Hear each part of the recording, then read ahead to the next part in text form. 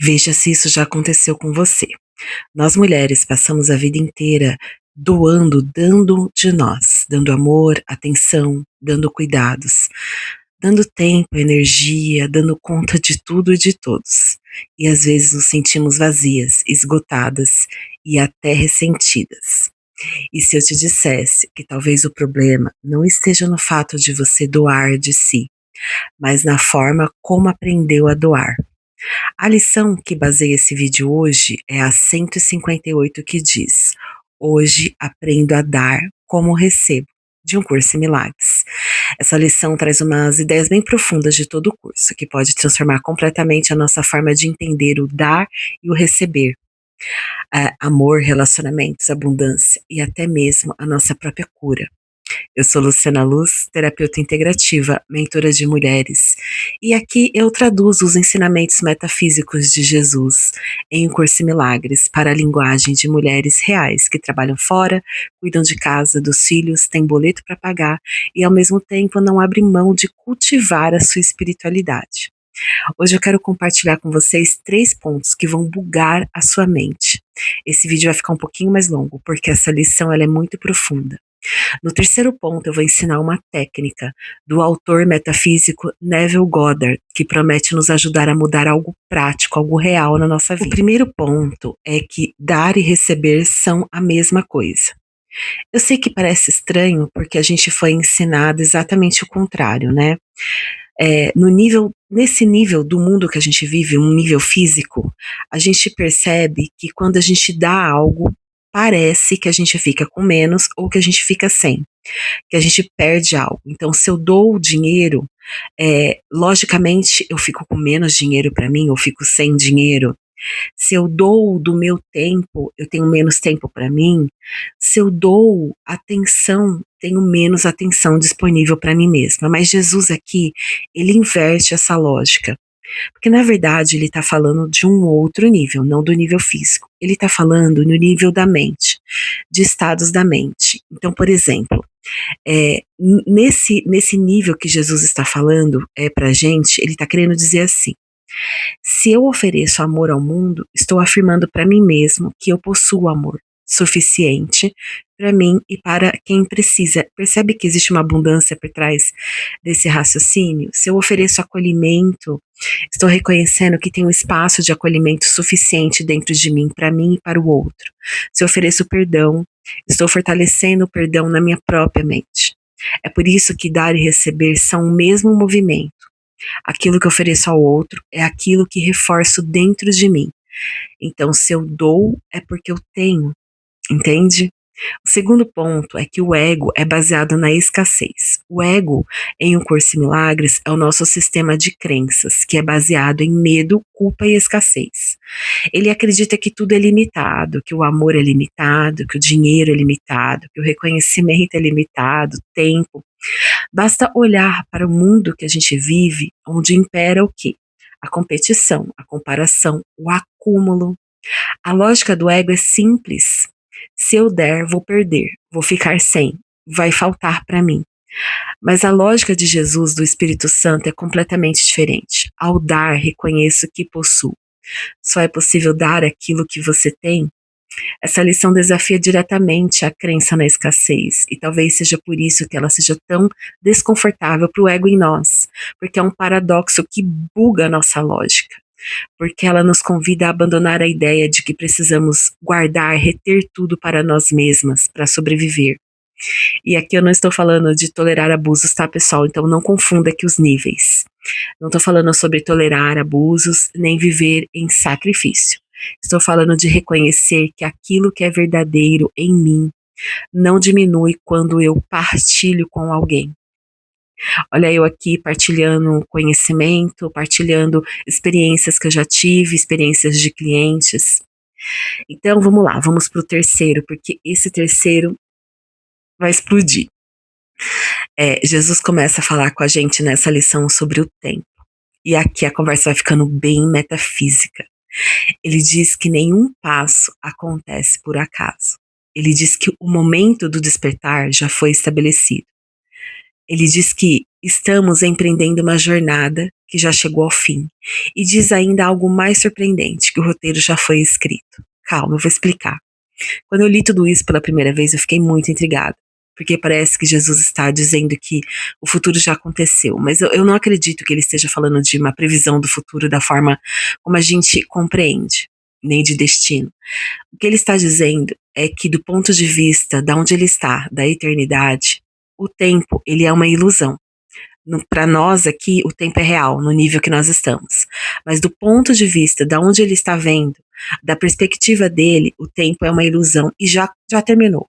O tempo é um truque, um passe de mágica, uma vasta ilusão em que figuras vêm e vão, como que por magia, tá lá na lição. Mas há um plano por trás das aparências que não muda. O roteiro já está escrito. Mas Lu, que brisa é essa sobre o tempo? O que tem a ver com aprender a dar e o que recebe? Gente, tem tudo a ver. Jesus está tentando mostrar que aquilo que eu ofereço ao mundo, ao outro, é aquilo que eu experimento na minha própria mente. E se o tempo ele é uma ilusão, então dar e receber não acontecem em momentos diferentes. São o mesmo acontecimento, visto de perspectivas diferentes. Vivemos como personagens dentro de um filme, acreditando que os acontecimentos estão sendo criados em tempo real.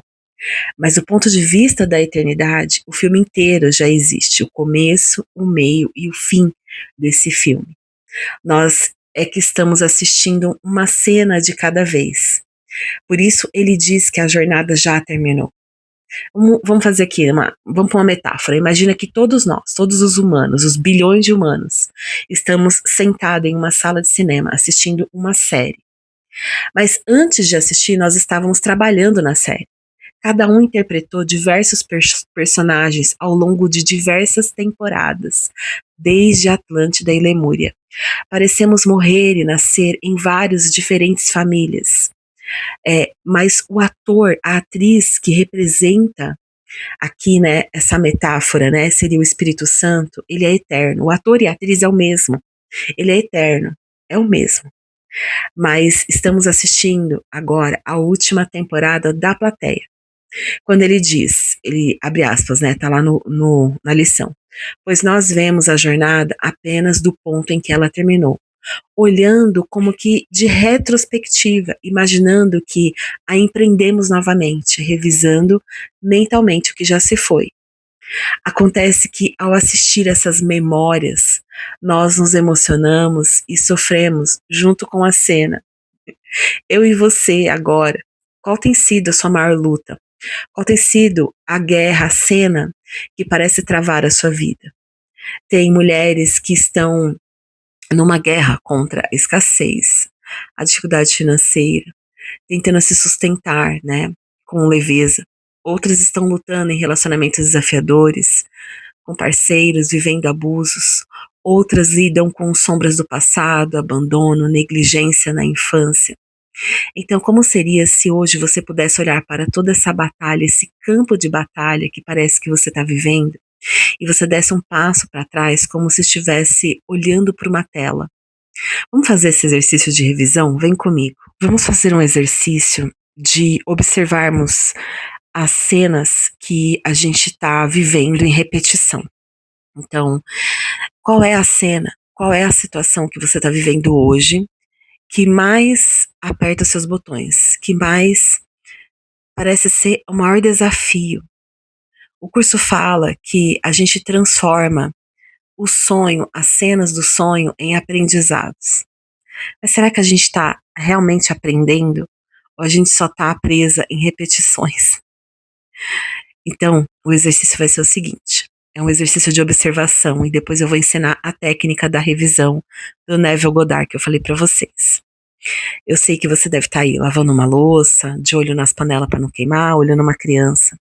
Mas se você puder agora, 5 minutinhos, dar pausa nas suas atividades e fazer um exercício. Vamos respirar aqui um pouquinho para vir para a presença. Se você puder parar, sentar um pouquinho, 5 minutos.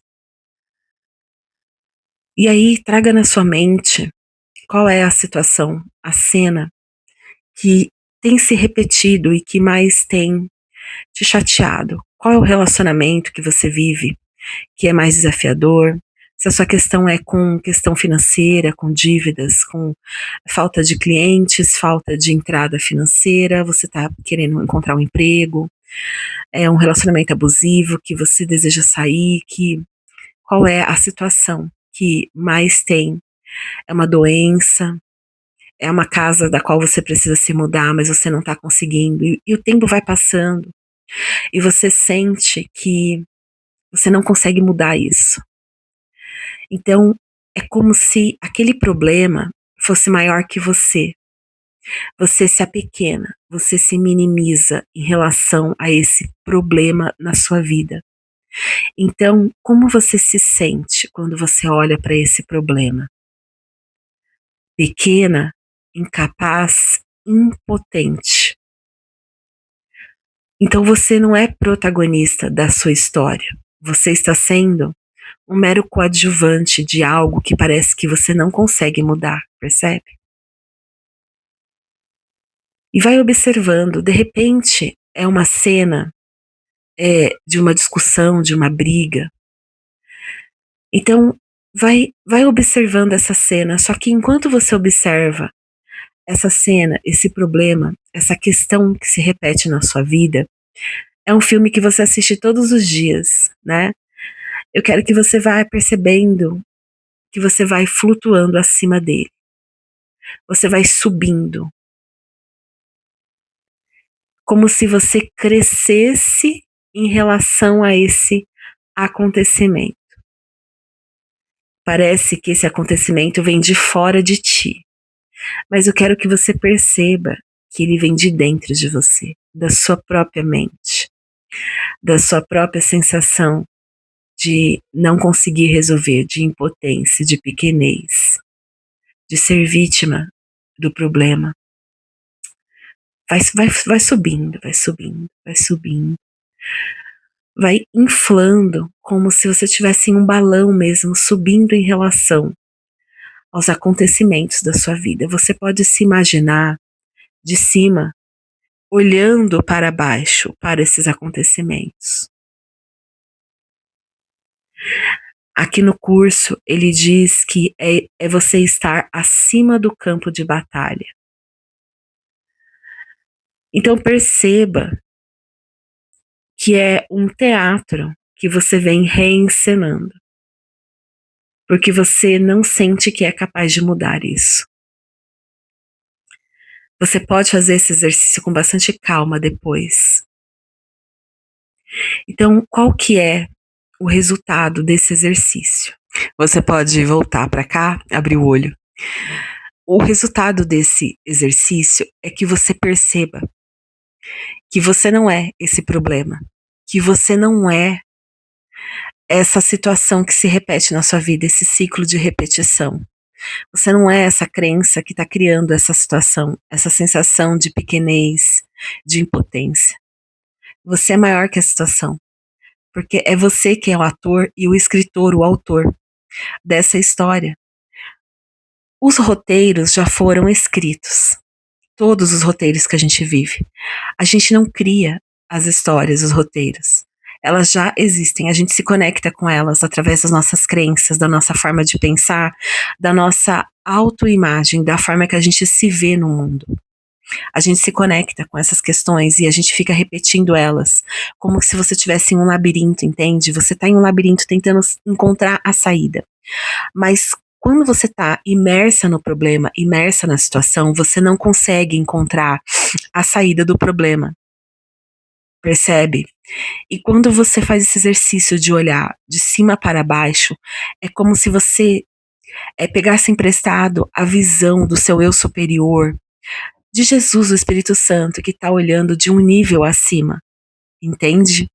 E aí você encontrasse a saída, você enxergasse que é você que está escolhendo, mesmo de maneira inconsciente, permanecer nesse problema. E se você não consegue observar a saída, perceber aonde você está escolhendo, qual é a crença que está criando essa repetição, Você pode pedir ajuda, entende? Você pode fechar os olhos e conversar com Jesus através da voz do Espírito Santo e pedir ajuda para resolver essa questão, entende? Porque aí você vai abrir os seus ouvidos, e não é o ouvido físico, né? É as suas percepções para você captar a resposta e perceber qual é a saída. Entende? É muito importante que você tenha esse diálogo diário com Jesus dentro de você. É aqui aonde a gente se une com ele e a gente é um com ele. É onde acontece a unificação com o nosso eu superior, que é Jesus, que é tudo isso que é esse espírito eterno que já está há muito tempo vivendo esses diversos personagens, entende? Que você diz que você é essa personalidade. Eu sou Luciana, eu sou esposa do Cris, mãe da Isabela e da Sara, eu sou terapeuta. Essas definições, essa identidade que a gente tem, que definiu e concluiu quem eu sou. Mas você não é só isso, entende? Você está interpretando o personagem, é onde eu quero que você chegue. E agora eu vou te ensinar a técnica. Com essa técnica que eu vou ensinar, nós vamos trabalhar essas memórias que estão se repetindo no tempo, como Jesus disse aqui nessa lição. Você quer mudar essa situação? Pare de agir e reagir da mesma forma. Então hoje, quando você for dormir, você vai refazer esse exercício, só que um pouquinho diferente. Ao invés de ver a cena que ocorreu, você vai imaginar a sua reação diferente dessa cena. Então vamos supor, seu filho, né? Você tem sempre uma questão de discussão, o seu filho te desafia e você sempre reage da mesma maneira. E sempre dá o mesmo resultado, briga e discussão. Então você vai se imaginar agindo de uma forma diferente. Cria uma cena curta e ao invés de terminar em discussão, você vai dar uma resposta diferente e desarmar ele, porque o outro já espera as nossas reações. Então, essa técnica se chama revisão, é do Neville Goddard. Eu estudo muito o trabalho do Neville e pratico as técnicas e vejo muita semelhança do que ele ensina com o que o Sen ensina. O Neville também entendia que a nossa vida é uma sequência de frames de filmes, um atrás do outro, as cenas. E quando nós estamos agindo na inconsciência, ou seja, quando estamos vivendo na ignorância, a gente fica em looping eterno dessas cenas.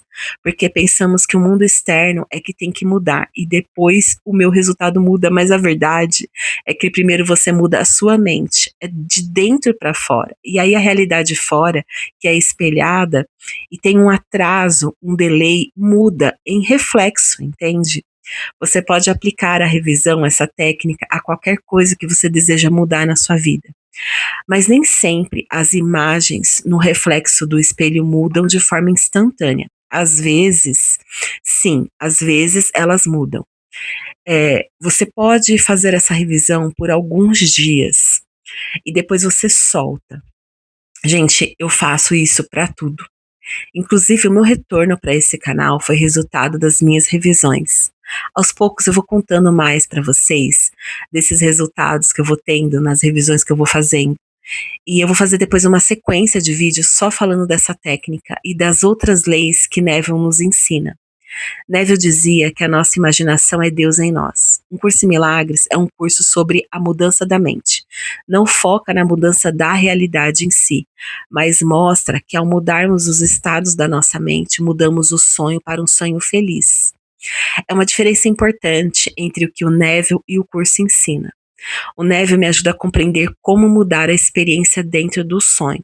Já Jesus vai além. Ele nos lembra que o objetivo final não é apenas construir um sonho melhor, é despertar da crença que criou o sonho, entende?